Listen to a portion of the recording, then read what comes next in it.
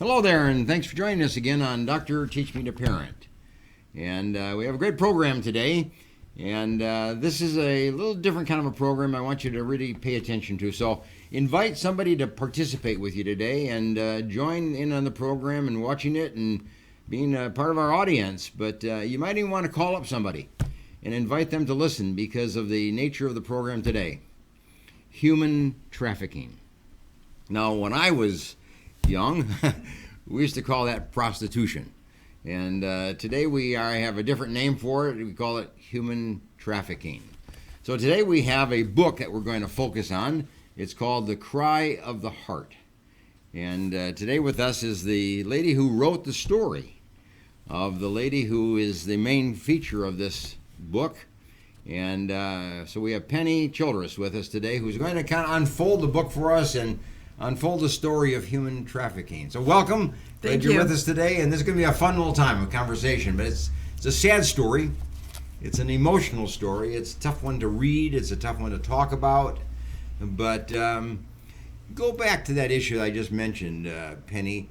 Is human trafficking different than what we always call the industry of prostitution? Well, or is it really just basically the same but a different name?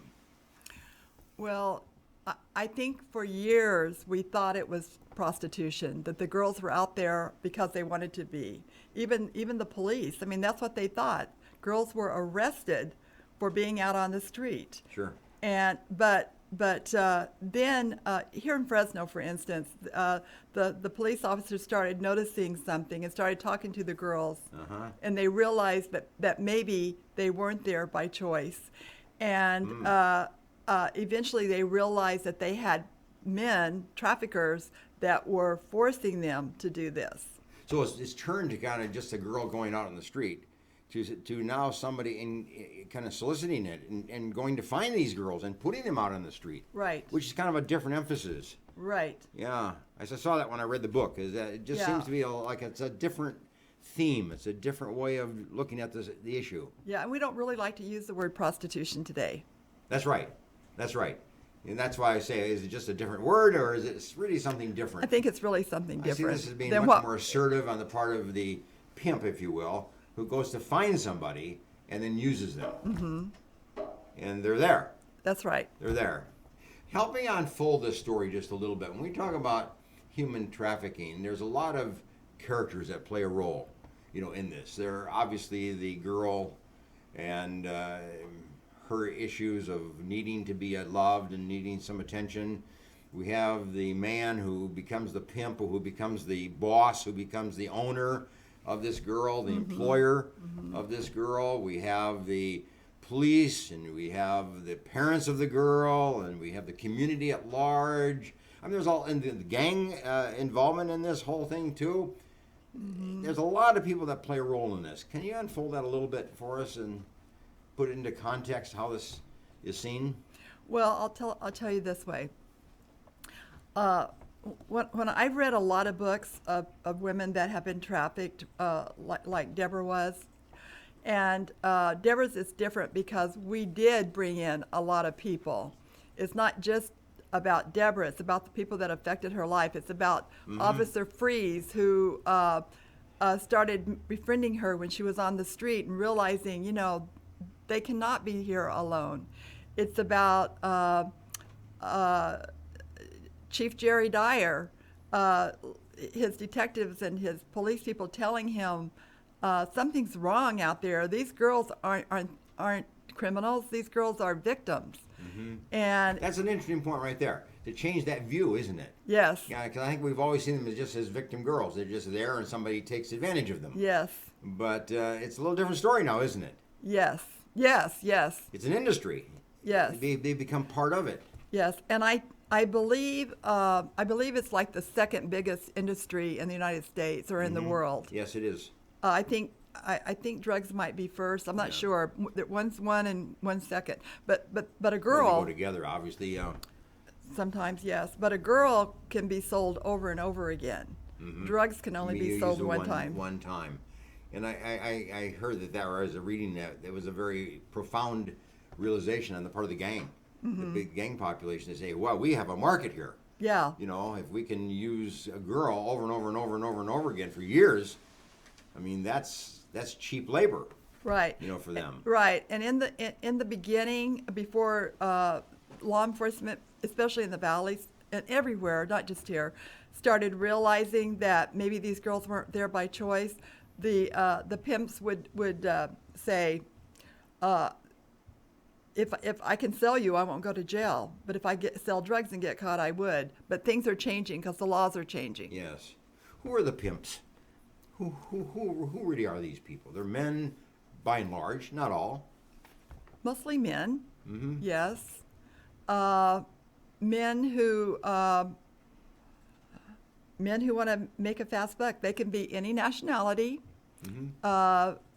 But the men in Deborah's story are probably younger men. Mm-hmm. Are they salesmen, basically? I mean, do they have the quality of salesmen, the personality of salesmen, as we kind of traditionally think of salespeople?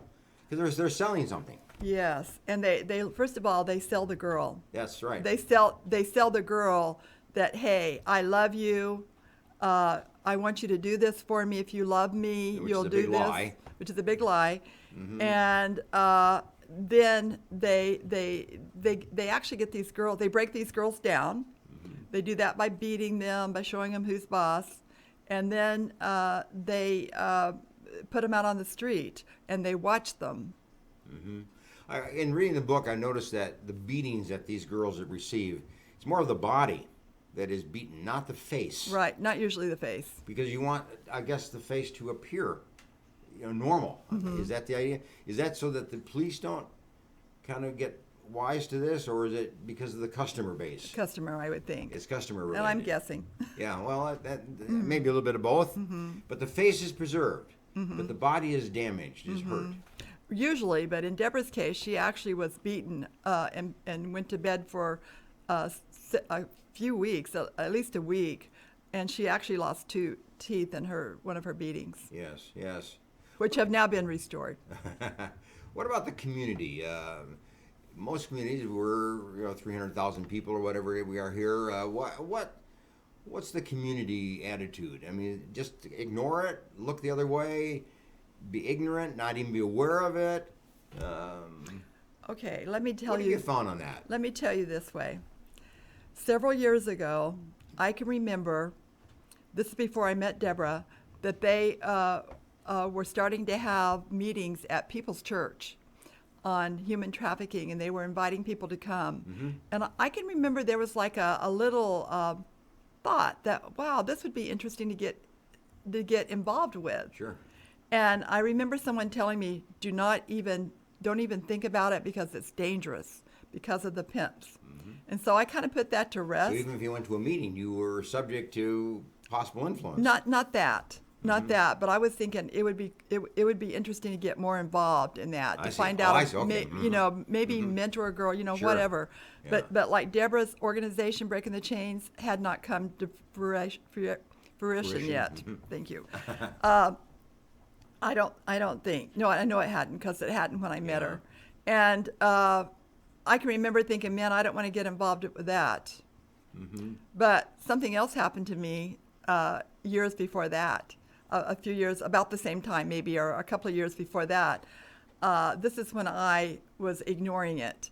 And I remember stopping at the Flying J in Ripon, California, and I can remember seeing a car outside, a black car with a man in it that looked kind of, gave me pause. And I can remember going into the bathroom and seeing 2 very frightened girls in there. And at that moment, I thought, I should do something about this. Put these 2 together. Yes, I That's did. right. I should ask these girls if they need help, and I didn't. And Oh. and it's haunted me ever since. I'll bet you felt really guilty. Yeah. Like that was a moment of truth, Yeah. wasn't it? Yeah. And we all have those moments of truth, and you have to understand, you know, that you weren't really prepared to take the next step. Right. If you asked them they were in trouble, And what would besides- you have done? I mean, I know, and the police wouldn't have done anything at that time probably probably anyway. not. Yeah.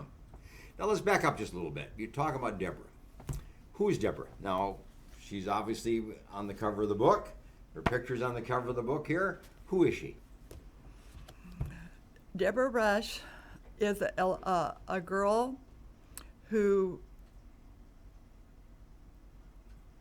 she's actually a second generation person caught into this. I see. Her mother was also in this, Mm-hmm. but her father raised her, and her father and her grandmother had a lot of influence on her. So she's a spiritual. She knew God all along, but she became a teenager. She became rebellious. I see. Debra's also very bright, very smart, but initially she actually had to drop out of school because she was so far behind. Not far behind, because she missed so much school. Sure. And she eventually had to get a GED, which she passed on the first time, which isn't No. easy to do, I No, don't think. No, she was smart, yeah. And then Yeah. she went on to get a degree. I think it's in social work is So, what yeah. she has it. But who she is, I'll tell you who she is. She's a person who is very persistent. She's a fighter. Mm-hmm. She fights for women, and she knows that her mission in life is to rescue other girls out on the streets. And when I first met her, she had not had her first fundraiser yet for Breaking the Chains. She had just, her and Tiffany were just starting it, and she has. It's huge. I think she has like 12 employees now. She has a couple of houses where she Safe houses, we call safe them. houses, and she has So a a girl can program. come off the street and live in that house and be safe, and then move on in their life, hopefully. Yes, and Debra is somebody that cares. And I was just reading that last night. It's Valentine's Day yesterday, and she went out on the street and she handed balloons to girls and gave them a hug that she saw out there. Is that right? You know, I ask you who Debra is. You know, but there's a million Debras out there. Who are they? What's the composite profile, you know, of a Debra that's out on the street, that's vulnerable and under the control of some powerful man we call a pimp, and he's just there to use her for a sexual advantage so that he gets an income? Okay, they come in different with different faces. All right. It could be someone who's very insecure, usually. Mm-hmm. It may be someone from a broken home, maybe, but it can also be somebody from a very established home.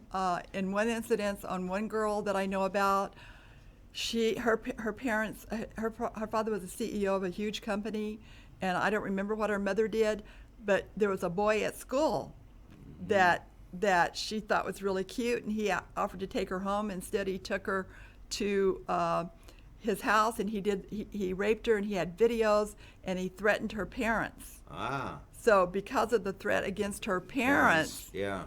she was under his control until her father got a promotion and moved. It was 2 years. I think it was 2 years. So Debra says that today a big majority of her girls are coming from middle class to upper class homes.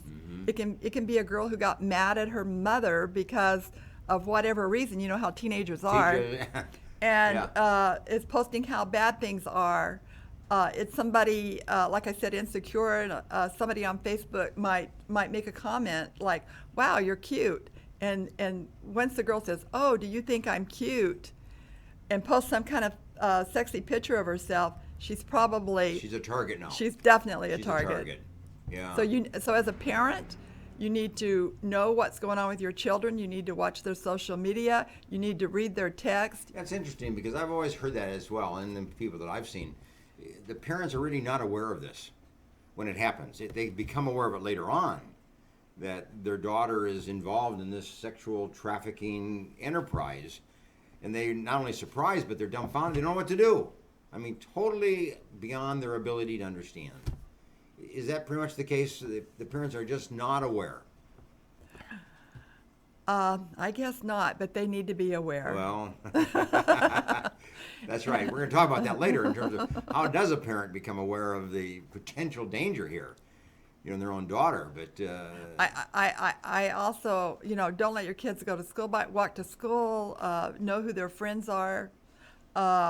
Just be smart about it. Mm-hmm. But you're right. A lot of parents are not aware. Yeah. Let me back up just a little bit. This is not your story. No. This is a story that you wrote as a writer. on a girl, a young lady that was involved in this human trafficking. It must have had a profound effect on you. I don't know how you grew up, but I would imagine you grew up in a very conservative home, and I did. This kind of behavior was not tolerated and was not portrayed and not something that you were a part of. This must be a foreign thing to you. Well, it was. It was it? Actually, I retired from my career in 2005. Mm-hmm. Which was? I was with Internal Revenue Service. I was in management, and really not worried too much about girls on the street, girls in prison. Not even interested. And through some circumstances and friends, I started doing some volunteer work, and eventually I did some volunteer work and actually went on staff with an organization that was going into the prison. And through that, I met a lot of prisoners. Now, again, when I met them, they started sending me their stories. Sure. And I also worked for an area where I heard a lot of stories. Now, at that time, I didn't connect what some of them were telling me to being trafficked. But eventually, when I met Debra, by accident, really, well, I guess some people would say there's no accidents, but by accident, I was like dumbfounded that she was a quote unquote a prostitute, had been, and that she was trying to help these girls. But through writing her story, I realized that a lot of the girls I'd met before were also trafficked, that they also were victims. So this opened a whole new realization for you. Yes, yes. And actually writing it, I think I'm a pretty good listener. And I mostly just listened to her story, and there were a couple of times I was shocked, but of course I never showed it. And Debra would come in sometimes and she would say, "What I'm going to tell you today is really difficult."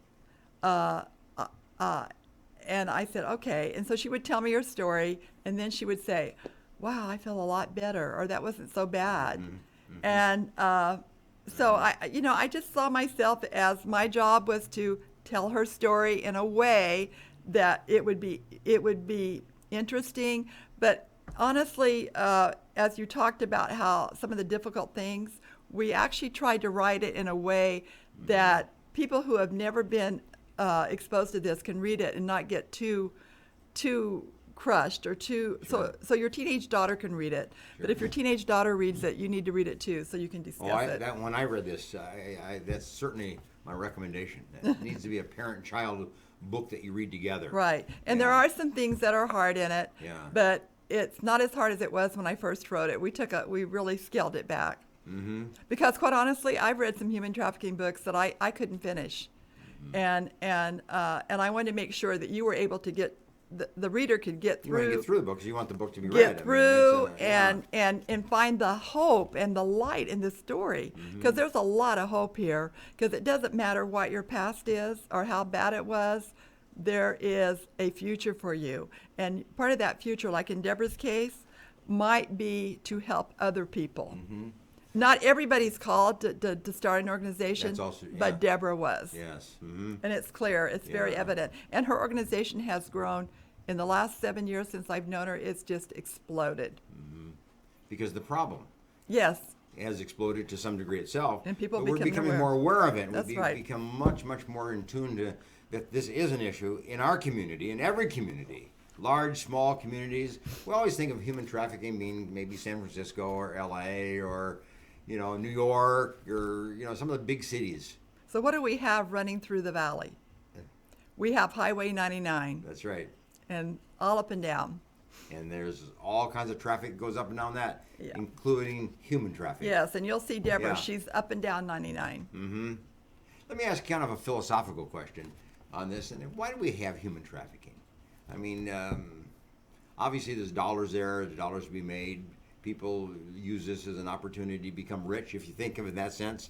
But why do we have it? What's underneath? What are we missing in our community, in our world, in our family life, and our background that would create a need for this kind of thing? You have an answer to that one? Well, see, right now when you're asking that question, I'm thinking global.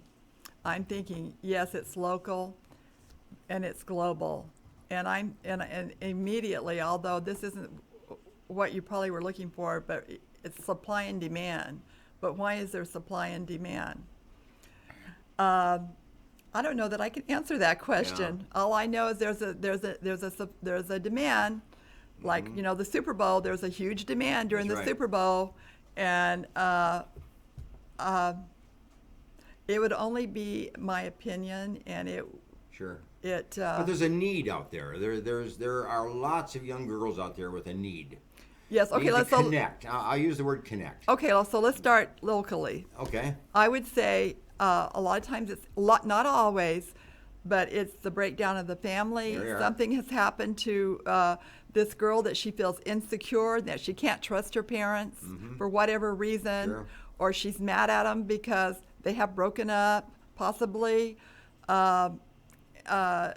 are some of the things that I hear and see. I think so. Or that she's got caught on drugs and she, I and that she needs it for a habit, but a pimp isn't going to give you any money. They may give you a little, Pittance, if you think of it that way. but Yeah. that's Yeah. their money. But I always think of it in the sense that that's what's missing in our homes and our young people's lives is they are not connected. They're not connected with mom. Mom's working, mom's busy, mom's got 2 jobs, whatever it might be. Not connected with dad. He's got his own business. He's got his own agenda. There are exceptions to that. There are many mothers and fathers who are extremely good and bring their children into a connection. But there's a lot of these kids that live their life independently, alone. Well, that's true. And they meet their parents kind of in passing, if you will, for snippets of time as compared to depth experiences and times together and just that lack of connection. So when you're looking for somebody to connect with, there are people out there. We call them gangs. We call them pimps. Yeah. That seems to me kind of why we have this kind of problem. We just don't have a connected youth population with their family. Well, and that's part of it. That's part of it. And I think that, and I'll be honest, I think there's a lot of people just don't know God. They don't know about God. A lot of kids don't. Yeah. And I think that's making a difference. I think in Debra's case, I think her mother's life seemed glamorous, and her mother would say yes, where her father would say no, but she, outside her husband, her dad's the number one person in her life because he always was there for her. He always loved her and her grandparents. So as a grandparent, you need to be involved in your That's children. a good word. That's good. Yeah. And as a parent, I would Yeah. say, don't feel guilty about what you've not done. Just start doing something. Start keeping an eye and start building relationships. How does it start? How does a girl? What's the first step for and a guy? We have some boys involved in That's this right. as well. I don't want to make it unknown to that. But how does a girl or a guy get started in this? What's the door opener? You mean as a pimp or as Yes, a victim? no, as a victim, as a A victim. participant. Yeah. Okay, well, I think I've covered some of it. A lot of Yeah. it is low self-esteem and being vulnerable to someone who says you're cute on the internet. So they're enticed. You have They're this enticed, enticement kind of an issue. or you make a bad decision at like that one girl I told you about. I'll just call her Amy. That's not her name, but Amy did where her a cute boy said he wanted to take her home, but took her to her house and raped her and videoed and threatened her parents. You see that, like you, and some of the things you said. Parents are too busy, and they may not have noticed. So there's some kind of an event that often starts this, where a child or a girl gets down the path of a sexual lifestyle. Maybe she's been raped by her father or stepfather. That's what I was thinking. I've seen that. Yes. Very common. Very common. Brothers and uncles, and Yeah. I mean, it's often a family Yeah. issue. So Yeah. there you go with the low self-esteem. Yeah. But then turn that around. How does a pimp get into this? How does a pimp start this business of soliciting girls and then marketing them and selling them on the street? Some of the things I've seen or heard, was maybe they were beaten as a child, and then they get into the drugs. No, same thing. No family support, and they get pulled into a gang. And in a lot of the, like Chicago, New York, and probably even here, people are pulled into gangs. I have heard several years ago, and maybe it's still going on, where there's a group of parents that just pray over their children in some of the neighborhoods in Fresno. And I understand there's neighborhoods in Fresno that are really, really infested. So how do they protect their sons? The gangs pull them in. Sure. Yeah, you have a neighborhood that's kind of young families where they have a lot of children in the teenage years, and that's a vulnerable community. Once it gets started, I gather it kind of moves within the community. Yeah. Both with the victim, the girl level, as well as the pimp level. Yeah, but these are all impressions and guesses. I mean, I'm not that involved. I mean, there's no one story Yeah. that's true for everybody. That's Everybody true. has their own story. You have to kind of, but in terms of a parent being aware of this, I think you really have underscored this in a couple of different times, that parents have to be aware of what their kids are doing, be aware of who their kids are having some communication with, and who they're spending time with, and what they're doing together. And I mean, isn't that really the crux of the issue? Yes. A parent that's not doing that, or a parent that is doing that. I mean, it makes the difference. And as a parent, if you've got a child that you're having trouble communicating with, or you suspect something's going on, I would get help. I would get help. Where? I mean, that's the issue of every parent. I have this problem, but I don't know where to go. I don't know where to get help. Well, you could probably start with maybe a counselor at your church. It would be one resource, or a counselor, a good Christian counselor. In our case, we would think that's where I would probably start. Or I even had somebody contact me last week because their friend's child is on the verge of getting involved, and she wanted some resources. Breaking the Chains, there's a good resource right there. I was wondering about that. Which is a local organization. Yes. Even if you're out of the area, even if you're in New York or watching this program from across the ocean somewhere, Breaking the Chain, it's on the screen in front of you. Connect with them. Absolutely, because they do have connections all over the United States, because they may have a girl here that they're going to send somewhere else because of the pimps here, then they may send her somewhere else. Yes. I was thinking of it this way, Penny, that here's a book. You wrote it on the life of Debra and on this whole issue of human trafficking. Any parent that has a child that they're concerned about, that they think might go down that path, or could go down that path, or is going down that path, isn't that the place to start? Just read this book, get knowledge. Yes, because there are resources in there. Yes, there are. And yes, if you've got a child that you think is headed this way, I would read this book.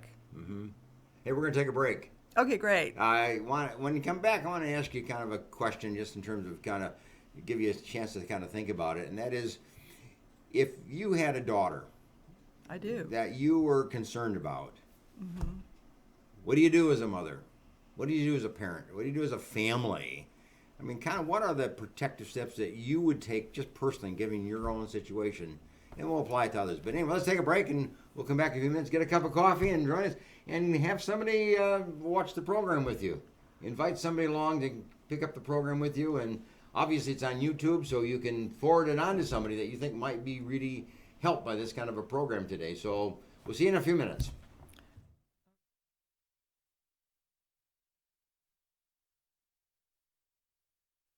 The Green Gables Care Home is a 24-hour assisted living facility for the elderly.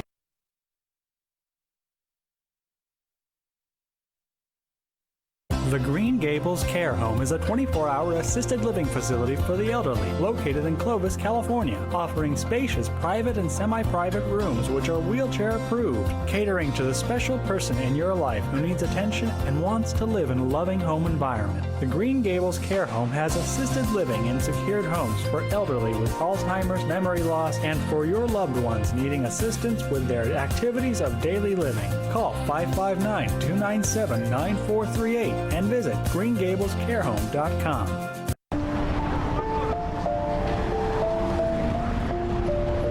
Sometimes good intentions hurt rather than help.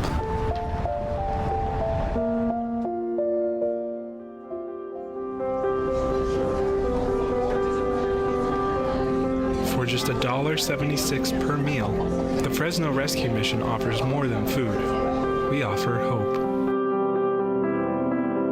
Please donate today. Do you need a locksmith? Layman's Lock and Safe Service and Repair is available for you. 559-228-1805. Gained a lot, learned a lot, and got a lot of love. If it weren't for the knowledge that I had gained from the classes at PCC, I probably wouldn't be the mom I am today. See, there it goes. I would love you to meet my son, Aaron. My situation was very difficult. I didn't know how my life was going to turn out. We graduated in June 2010, and we got married in July. And through family, the Pregnancy Care Center changed our lives. The Pregnancy Care Center was a huge, vital part in helping me walk through that pregnancy, in educating me and loving on me during that time.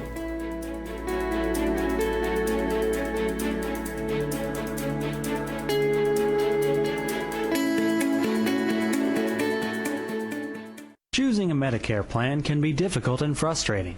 Susan Hatch can guide you through the Medicare maze and help find the right plan for you. Susan helps people understand the confusing and drastic changes that occur every year in Medicare. Susan will only recommend plans that will protect your assets and allow you to continue to see your personal doctor. As a 100% independent agent, Susan is not controlled by any particular insurance company to steer a person onto any one particular plan. Susan was awarded the #1 Medicare supplement agent in California. Look for Susan's Medicare question and answers every Monday in the Fresno Bee. Call Susan at 559-307-2287 and visit MedicareToday.net.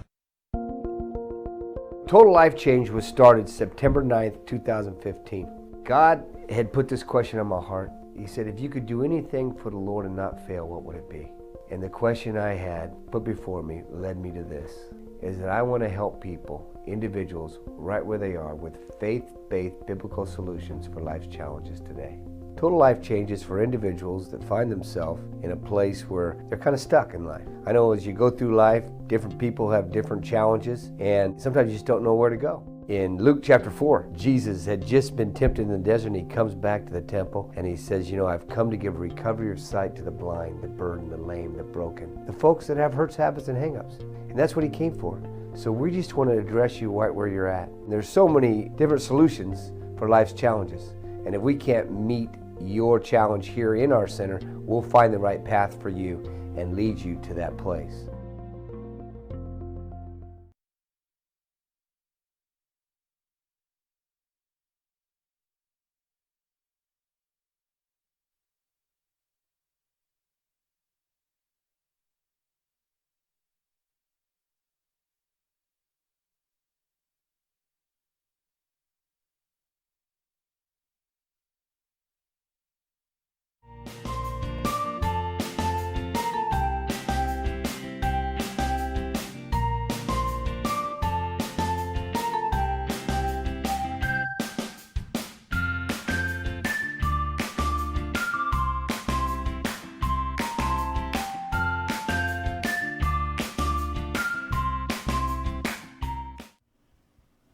Okay, welcome back to our program on Dr. Teach Me to Parent. Today our topic is human trafficking. Many of you know that from the past and what we talked about the industry of prostitution. But today it's much bigger and it's much broader than that, and we really refer to it now as human trafficking, and it's that whole issue of how some child, a teenager usually women, girls, can be purchased, so to speak, by a man who we call a pimp, and then sold on the street for the purposes of sexual activity. And then an income is derived from that for this pimp, and then this life goes on, and it's a huge industry. Yes. Multi-millions of dollars that are involved in this particular industry. It's one of the largest industries in our nation. Mm-hmm. But you were going to comment, though, in terms of just who are these kids? What are some of the red flags? What are some of the indicators that a parent might want to look at, or we should be aware of when we see kids? Teachers should be aware of. Okay, well, and actually in the book, Yes, I noticed that in your book you have. Yeah, we do have red flags of a sex traffic victim. I would say, as a parent, if you were seeing your child like wanting to be alone all the time, and there's any kind of evidence that she's being controlled by a boyfriend, or something like that, would definitely be one. She becomes very argumentative and defensive. And some of these are really, if you happen to run across a girl like maybe I did in that bathroom, there evidence of being controlled, again, not free to leave or come as she goes or wishes. If your daughter kind of tells you that she's got to be with this boyfriend, or there's a fear about her. Fear of not being with the boyfriend together. Right. Yeah. She's exhausted, sleep deprived. These are just some of the things. I noticed on your list, though, about tattooing. And you make the point here about girls that would have a tattoo, but it's the tattoo related to the pimp. Yes. Either the pimp's name or you a may phrase. You may not see that tattoo. Mm-hmm. Deborah has, it's called branding. Yeah, that's okay. Thank you. They brand the girl, but these are girls that are now caught into it. They've been caught into it. They're well into it, and it's property, a lifestyle now. They're property of a man or the pimp, and yes, they will brand them with their particular brand. Mm-hmm. But you won't necessarily see it. But at some point you may. But if you do, and as a parent. I was thinking that way. This is something for a parent to look for. Yeah, but if your child is that into it, well, there are exceptions. But if your child's that into it, she's probably missing. She's gone. She's gone. She's out of the area totally. Yeah. So a tattoo becomes kind of a later stage when she now is owned by and she's part of the industry of human trafficking. Yep. And not just somebody who's curious or. Right. I see. So or feels loved by a man. False love. Right. It's not false real love. You better. I said feels loved. Yeah. That reminds me of that old story about everybody needs to be loved, but we look for it in the wrong places. And this is an example of that, isn't it? The street corner is not the place to find somebody to care for you, or somebody to like you, or somebody to help you, or assist you, or be part of your life, or be a companion, or be a friend. Well, like Arian Paul's in the book. Now, she was a Fresno State student when she got lured by the internet. So think about that. Fresno State student lured by the internet. And this guy came into her life and took her places she had never been before. And he wooed her. He dated her for a while before he took her out of town. I believe it's Sacramento.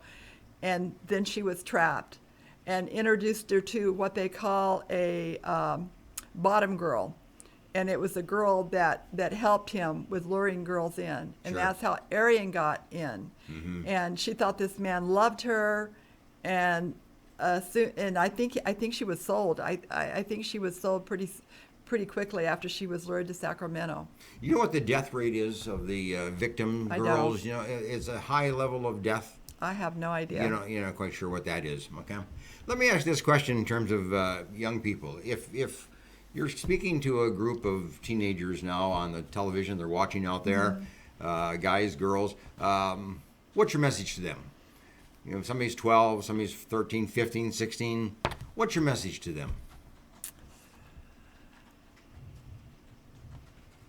Make yourself aware. Make yourself aware of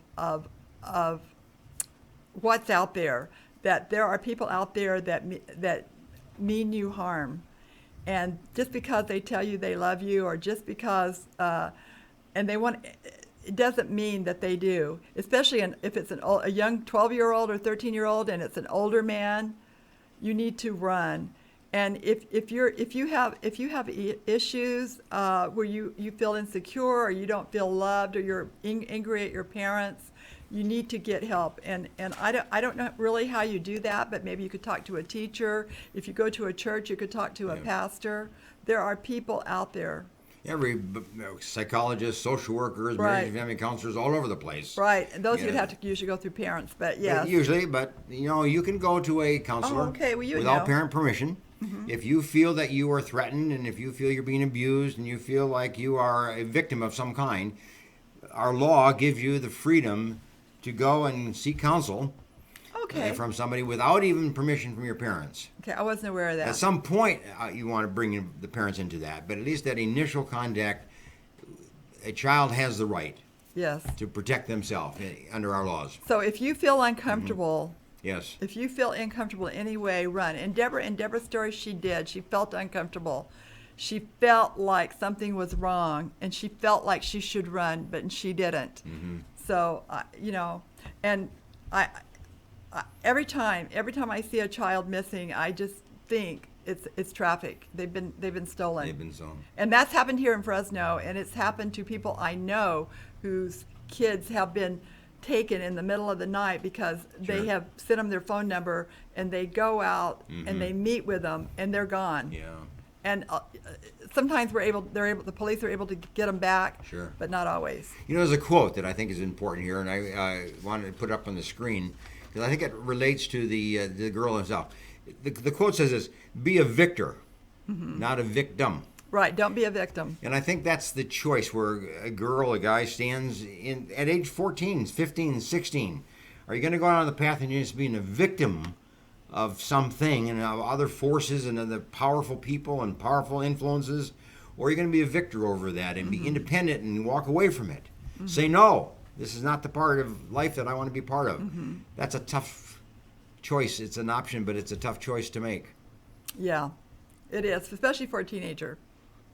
Well, sometimes, especially if you're in a bad situation. Sure. Teenagers are not used to making tough choices. That's part of it. But this is a tough choice, and maybe a thought like that might be even helpful to somebody. Right. I want to be a victor, not a victim. Yes. Don't be a victim of your circumstances. That's right. Yeah. Now, we have a group of parents out there watching. And what's your message to them? Mom, Dad? Well, like I've been sort of talking through the program, is be aware of what your children are doing. And if you think that your child, this could not be my child, my child is perfect, don't take it for granted. That might be a myth. Yes. I want to tell you that, I have a grandson. He's a teenager. I think he's wonderful. He's got great friends, but let me tell you, his mother still keeps an eye on him. She looks at his text.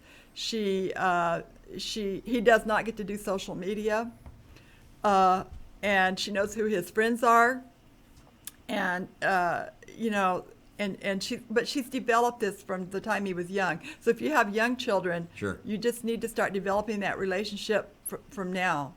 And has he ran into some tough situations with the opposite sex, for instance? Yes. But he's trusted his mother to walk him through that. Yeah, the key factor is that mom and child talk. Yeah. Dad and child talk. Yeah. Mom and dad and child talk. Yeah. Before bedtime, and his talk. Dad, in the car, you talk. You talk in different places, different times. Yes. Every kid has their own time to talk. Yes, very good. And listen to your children. And don't think it can't happen to you, because it has happened to people that you would be shocked. Sure. There's a group of people we sometimes refer to as the third eye or the second eye or the third ear. Grandparents. I'm a grandparent. What's the message to grandparents in this area of human trafficking? What role can grandparents play? Well, I think today, I think it's always actually been that way through especially American history, where grandparents have been strong influences. Yes, they have been. But I think as a grandparent, be involved in your grandchildren. Raising our children isn't just a parent's job. It is also a grandparent's responsibility, in my opinion. And I do often hear people say, I've done my job, I'm through. Well, we're really not through. Well said. I think grandparents are never done being parents. But I think because of this kind of issue that goes on in our community, and it can affect your grandchild, you need to be aware of this. You need to read this book as a grandparent. Right. They may talk to you when they don't talk to their parents. That's my point. They may. I often do. I Yeah. mean, every child has somebody they can talk to. Mm-hmm. But if there's no one to talk to, then they start looking out in the streets. Yeah. And they start going beyond. And there are people out there that will talk and listen and then be your friend and then make you feel good, make you feel important, and we're down the path. Yeah. And I just want to say this. Every child is important. Every child. And even sometimes I see a child where I know that they're maybe in a bad situation, pour into that child too. And for instance, this one little kid, I just told him he was a great runner, and his face lit up. Mm-hmm. I've told parents, your kid did this or your kid did this, and I knew this kid was a troubled child, mm-hmm. but their face light up. So pour into other children too. Sure. Don't limit it to your own. Yeah. Because you may save some child. And that's the issue. Mm-hmm. That's the goal. Penny, there's an issue here with drugs. This is an enterprise. Human trafficking is an enterprise. Drugs is deeply within this enterprise. Mm-hmm. We are in a country now, in a nation, that's allowing drugs to be used at any time, anywhere, by anybody. And the use of drugs is on the rise. Mm-hmm. The schizophrenia that comes from marijuana use is on the rise. The violence that comes from marijuana use and other drugs is on the rise. Mm-hmm. Accidents on the rise. Hospital visits, emergency room on the rise. All of the drugs that's coming into our communities these days, because our voters have allowed that to be the case. What's the drug situation with this population? Drug users or not drug users? Oh, I'd say that they were drug users. Mm-hmm. But all of that is not really my area of expertise, but I would say they're definitely, and you'll see that in Debra's story, a lot of drugs. Mm-hmm. Are drugs used to entice a child into this marketplace of human trafficking? I'm sure it could be. I'm sure. Mm-hmm. I'm sure. The child wants a drug. That's where you get it. I'm definitely sure. And then you make your contact, and you build a friend, and that's your drug dealer, so to speak. Yeah. And then he introduces you to somebody else, and before you know it, you're into human trafficking. Well, one of the interesting things, and I'm thinking of homelessness. One of the interesting things that Debra told me once is that people, and I'll use the word prostitute because I think that's the word she used, are not homeless. They have places that they stay because they're protected and watched. But that doesn't mean people on the street haven't at one time or other been involved in that. And so they still are, and you can see it out on the street, and you can see the minds talking to themselves. So I'm sure it does. Mm-hmm. I mean, I'm 100%, but I'm not an expert on that. No, but I mean, but that whole drug enterprise, has an audience. It has a consumer base here by that. It's a very ugly world. It is, and it's and I've heard those stories too of kids, somebody taking a pill at school, being given a pill, and that's it. It's a start. It's a start. Everybody starts somewhere. They're addicted. Everybody starts somewhere. So just, mm-hmm. But that's a whole other area than what I talk about. But it's related to this because a lot of these kids then who are in need of connection, need of contact, need of friendship, need of somebody in their life, need somebody to make them feel important, make them feel like they belong. Mm-hmm. So a drug becomes the avenue of connecting people. Mm-hmm. Then human trafficking becomes a way of connecting people. And now you're into a whole world of darkness. Right. How has this affected you? You wrote this book. Uh-huh. I did. Yeah, Debra's your friend. She went through this. You went through it vicariously, obviously. So how has it affected you? Are you a stronger woman today? Or are you? Has it been an emotional experience for you? Have you had your own trauma just writing it? Well, when Debra first asked me to write her story, I didn't say yes right away. Mm-hmm. It was over a year before I said yes. I I guess, of course, it affected me, I guess, in this way. I went into a world I had no idea about. And yes, there were times when I was shocked at what I heard, but I never showed it. Mm-hmm. And because my job as a writer of other people's stories is to draw their story out, to listen to them without judgment. And I think there was a time when I would have listened to this and been very judgmental, but I really learned to be less judgmental. And as I was writing certain scenes, you have to almost become the person that you're writing the story for. Yeah. I think it probably has left me more aware, an advocate for human trafficking, and understanding when I talk to girls that have been in these situations and similar situations that I didn't have before. But I found it fulfilling to write this story. I found purpose in writing this story. Some people ask me if it was hard. I don't know that. It's hard writing anybody's story. Sure. But Yeah.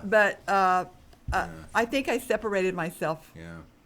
There's a verse in the book of Psalms that kind of relates to what you just said. It said, "Let the redeemed of the Lord tell their story." But let me add to that sometimes you have to tell the story for somebody else. Right, and that's what you did. That's what I did. That's what I did. That's what you've done. Yeah.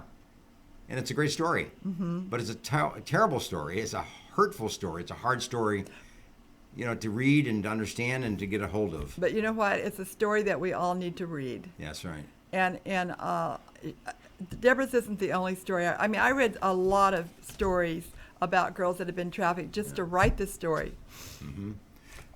Look on the screen. We have Breaking the Chains. You have helped that organization over the years get stronger and become more effective and more involved in our community.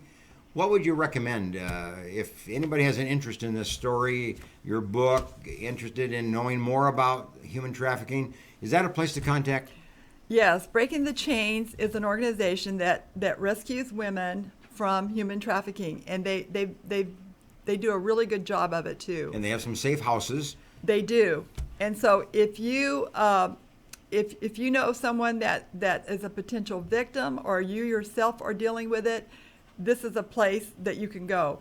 If you want to be part of Breaking the Chains, if you want to volunteer, you can also call the number. I think the number's on the screen. It's on the screen. Or go to their website, and you call that number and tell them you want to volunteer, and they actually put you through a training before in order to volunteer. And they have counselors that volunteer there.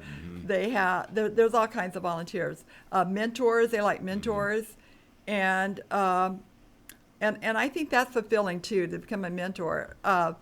But also, they also have their big banquet coming up in April. Can I talk about that? Yes, yeah, tell us about that. You can call Breaking the Chains for more information on that. But they have a banquet, a big one, at Valdez Hall. And it's on April 23rd in the evening. And if you're interested or want to know more about that, please call them. They'd be happy to tell you more. Where can I get the book? You can get the book several places. Locally, you can get the book at the Patio Cafe in Fig Garden. Oh, yes. You can get it at the Book Barn. You can you can get it on Amazon.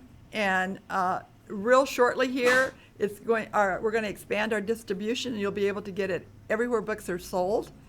And also, we have recently placed books in the Fresno County Library. Okay. So there really is no excuse But Amazon anymore. is certainly the easiest way for anybody to go online and pick up the book. Yes. Amazon, you can get it in regular or ebook. And you did say, mother and daughter read this book together. I would. Dad and mother and daughter read this book together. Yes. Dads need to read it. That's right.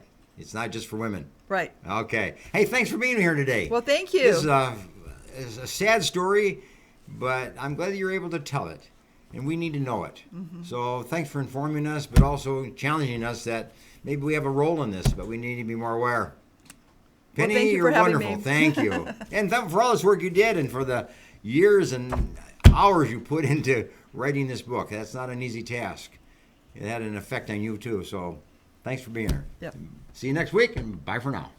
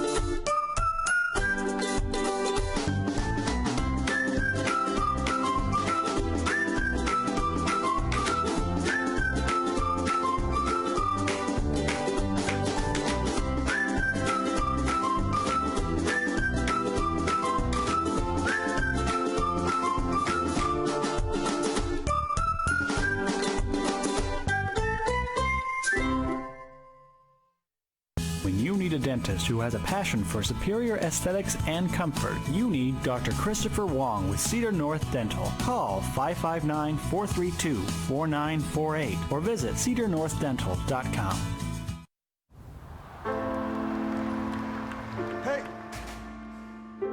Try to close the club. Tanya, come here. At Boys and Girls Clubs, it's not just about trying new things. Kitchen in my hometown. It's not about learning the right steps 4,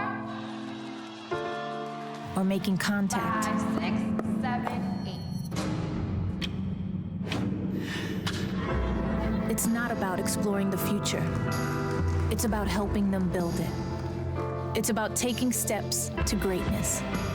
About making a connection. It's about proving every kid and teen has what it takes. It's about people in our clubs who bring out the greatness in every kid who enters our doors. It's not just about being on stage. It's about walking across it. Great futures start here, and here, and here. Sat7 is a Christian media network that uses uncensored satellite television to broadcast across the Middle East and North Africa, and is also available globally online.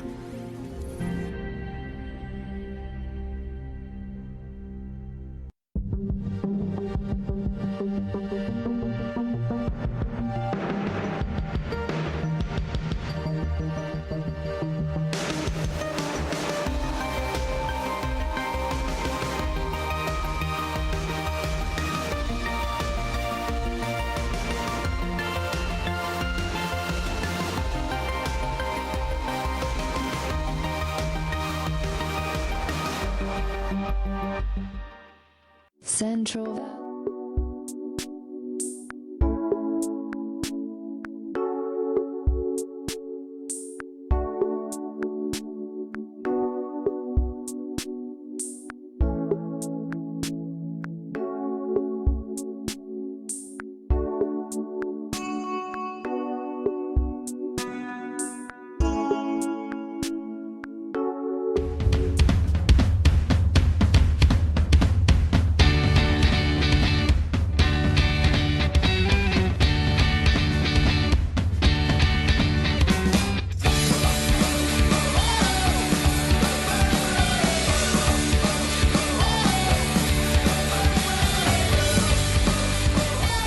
When I set foot on the campus to come visit it, I was struck by how open and how welcoming the students and the professors were. Coming to Gordon was like coming home. I think intentional community is what Jesus modeled with his disciples, and Gordon has really fostered a good place for intentional community to happen. Gordon is a place where you can meet people from all over the world and hear their stories. I meet a lot of different people who are shaping who I am today. Gordon seeks to graduate men and women of character and of leadership, and the world is the place where Gordon students belong. Choosing to go to Gordon was, I think, one of the best decisions I've made in my life. I expect to be changed.